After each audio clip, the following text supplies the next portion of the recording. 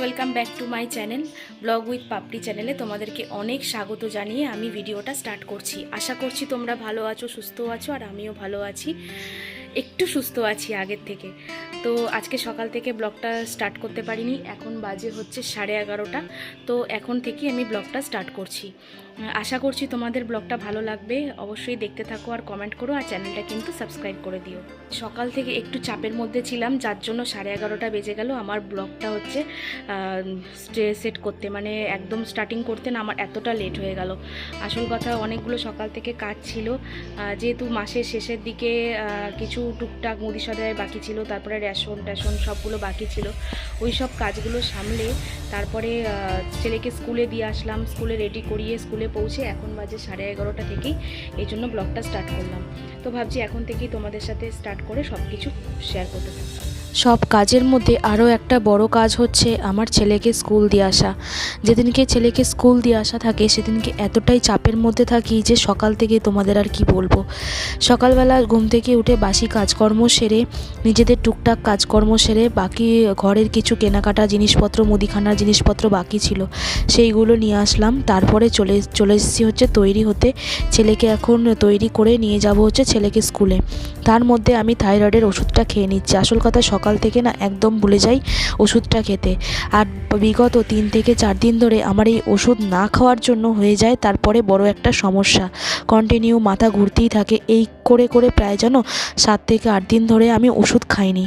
এই একটা হচ্ছে আমার বড় সমস্যা। আর এদিকে দেখো ভাত এখন উপর দেওয়া হয়ে গেছে, আর বাকি টুকটাক যেগুলো রান্না হবে সেইগুলোও কাটা হয়ে গেছে। আর আমি স্কুল থেকে এখন নিয়ে আসার সময় মাছ কিনে নিয়ে আসবো, তারপরে রান্নাবান্না হবে। আর আমরা তো হচ্ছে মাছ ভাতেই বাঙালি, মাছ ভাত ছাড়া আমাদের যেন একদমই রোচে না। সেই জন্য এখন হচ্ছে বেরিয়ে যাচ্ছি ছেলেকে স্কুল নিয়ে, ফেরার সময় মাছ কিনে নিয়ে চলে আসব। তো আজকে তোমাদের সাথে এই ভিডিওটাতে শেয়ার করতে পারিনি আজকের মেনু কি হয়েছিল, তবে আজকের মেনুতে ছিল হচ্ছে চুনো মাছের ঝাল, আর হচ্ছে টক ডাল, আর হচ্ছে থোড় ভাজা, আর মেথি শাক ভাজা। এই করকম আইটেম দিয়ে আজকে আমাদের খাওয়া দাওয়া হয়েছে। কি বলো তো, সারাদিনে এই কাজে কর্মের চাপে না কোনটা শ্যুট করছি আর কোনটা করছি না সেটাই না বিরক্ত হয়ে যাই। পরে ভাবি যা, এটা বন্ধুদের সাথে শেয়ার করা হলো না। আর এখন বাজে 1:30, আমি ছেলেকে স্কুল থেকে নিয়ে চলে এসেছি, আর নিয়ে এসেই বানিয়েছিলাম হচ্ছে ঘোল, যেটা এখন দই দিয়ে খেতে খুব ভালো লাগবে কারণ গরমের মধ্যে। তারপরে সোজা টুকটাক কিছু জামা কাপড় কাচা ছিল, কেচে স্নান করে চলে আসলাম প্রায় ঘরে। এখন বাজে প্রায় 2টোর সময়। দেখো দেখতে দেখতে ঘড়ির কাঁটা কিন্তু ঘুরতে থাকছে, প্রত্যেকটা টাইম তোমাদের সাথে শেয়ার করছি, আর আমি এই করেছি সেই করেছি এটাই বলতে থাকছি। কি বলো তো, একার পক্ষে না প্রত্যেকটা ভিডিও একেবারে শ্যুট করা সম্ভব হয় না, যেটুকু পারি সেটুকু তোমাদের সাথে শেয়ার করি। জানি অবশ্য ভিডিওটা তোমাদের আধখাপছাড়া লাগবে না, ভালো লাগবে কিছুই বলতে পারবো না, অবশ্যই ভালো লাগবে। একটু ধৈর্য ধরে দেখলে অবশ্যই ভালো লাগবে তোমাদের।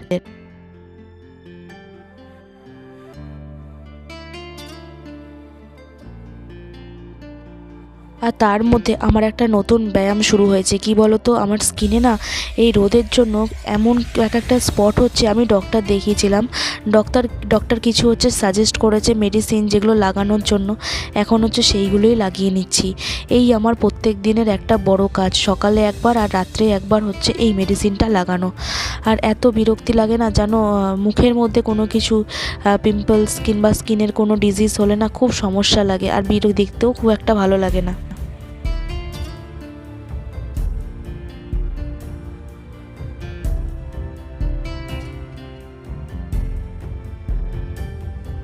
আর প্রত্যেক দিন এমনভাবে রোদ্দুরে আমাকে বেরোতে হয় যে আমার এই ডিজিজগুলো প্রায় বিগত 5-7 বছর ধরে চলেই আসছে।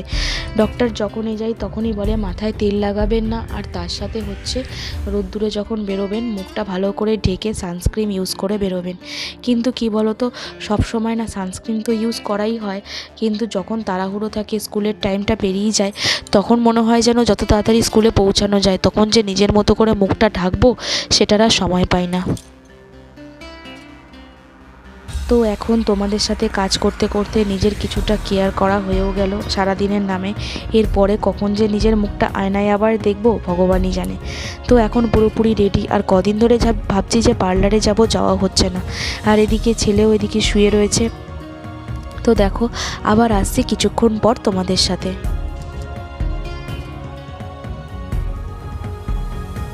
তো গুড ইভিনিং বন্ধুরা, এখন চলে এসেছি প্রায় সন্ধ্যে 7টার সময়। আজকে হচ্ছে ছেলের বায়নাতে করা হচ্ছে আলুর পরোটা। আসল কথা, মেয়ে বেশ কিছুদিন ধরে বেশ অনেকটা পুর করে রেখে দিয়েছিল ফ্রিজে। এবার যখনই খাওয়ার ইচ্ছা হয় তখনই পুরটা বার করে আটার সাথে দিয়ে তারপরে পরোটা করলেই হয়ে যায়। খুব তাড়াতাড়ি ঝটপট একদম তৈরি হয়ে যায় সন্ধ্যেবেলার কোনো টিফিন বা স্ন্যাক্স। তো আজকে সেই মতো হচ্ছে ছেলের জন্য করা হচ্ছে আলুর পরোটা। তো আমার ছেলে হচ্ছে আলুর পরোটা খেতে এত ভীষণ ভালোবাসে, আলুর পরোটা বলতে না, যে কোনো ধরনের পরোটা ভাজাভুজি আমার ছেলের হচ্ছে ভীষণ পছন্দের। যেদিনকে হয় সেদিনকে আমার ছেলের যেন এত খুশি যে কি বলবো। আর তো সেই জন্য ছেলের বায়নাতে এখন হচ্ছে ভেজে দিচ্ছি। আর তার সাথে আমার ছেলের যা ধরনের পরোটা বলো, কচুরি বলো, যে কোনো ভাজাভুজি, আর ভাতের জিনিসটা একদমই পছন্দ করে না। আর আমি হচ্ছি ভাতের জিনিসটা পছন্দ করি। আর তার সাথে হচ্ছে কফি পরোটার সাথে। জানি এটা খুব গ্যাসের একটা খাবার, কিন্তু কিছু করার নেই, মাঝে মাঝে ও একটু হতেই থাকে, সেটা কোনো বড় ব্যাপার নয়, তাই না বলো? তো আজকে সন্ধেবেলা বেশ জমিয়ে আমাদের খাওয়া দাওয়া হলো, সেটা হচ্ছে আলুর পরোটা আর হচ্ছে কফি। আর এই শীতকালটা শেষ হয়ে গেল, এখন কফিটা এখন খুব কমই হবে। এই দেখো মা কতখানি আলুর পরোটার পুর করে রেখে দিয়েছে, তার মধ্যে কিছুটা, তার মধ্যে রয়েছে ছোলার ডাল তার সাথে। কিন্তু আলুর পরোটা হলে আমাদের সেরকমভাবে কিছু না দরকার পড়ে না, শুধুমাত্র এইটা দিয়েই খাওয়া হয়ে যায়। আমার ছেলেকে বন্ধুরা তুমি যদি কফি আর হচ্ছে বাকি চা করতে বলো না, বেশ মন দিয়ে এই কাজটা করতে থাকে, মানে করতে পারে আর খুব ভালোবেসে করে। আর তার সাথে ম্যাগি। আর এই কদিনে শরীর খারাপের জন্য আমার যে চোখে মুখের বন্ধুরা কি অবস্থা হয়েছে একমাত্র ভগবানই জানে। আসল কথা, আমার কেয়ারলেসের জন্যই এই সমস্যাটা হয়েছে। নিজের যে রোগটা বাঁধিয়েছি তার মেডিসিনটা যদি না খাই তো এই অবস্থাটাই তো হবে, তাই না?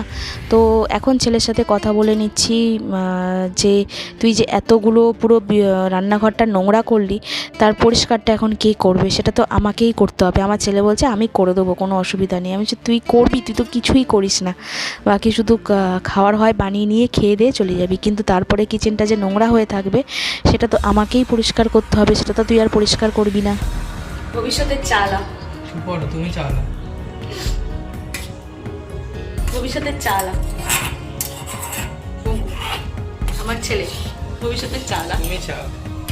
আমি চা খাবো, আমি চা আলা নই।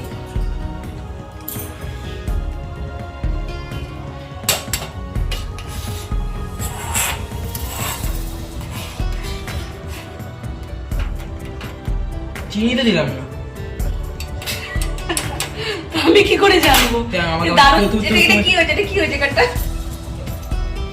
চিনি ছাড়া খাও। না না, চিনি ছাড়া, অল্প একটু চিনি দে, কফিতে চিনি ছাড়া ভালো লাগে।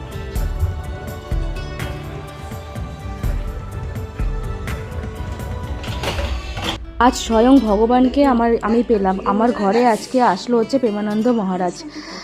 কাকা গেছিলো হচ্ছে বৃন্দাবন ঘুরতে, তো সেখান থেকে নিয়ে এসেছিলো মহারাজের ছবি আর হচ্ছে একটা তাজমহলের একটা শোপিস। কেমন লাগছে কিন্তু জানি। বন্ধুরা, আজকে একটু একটা খুশির খবর তোমাদের সাথে জানানোর জন্য ভিডিওটা অন করলাম। সেটা হচ্ছে আমাদের পাড়ার কিছু কাকারা গেছিলো হচ্ছে বৃন্দাবনে।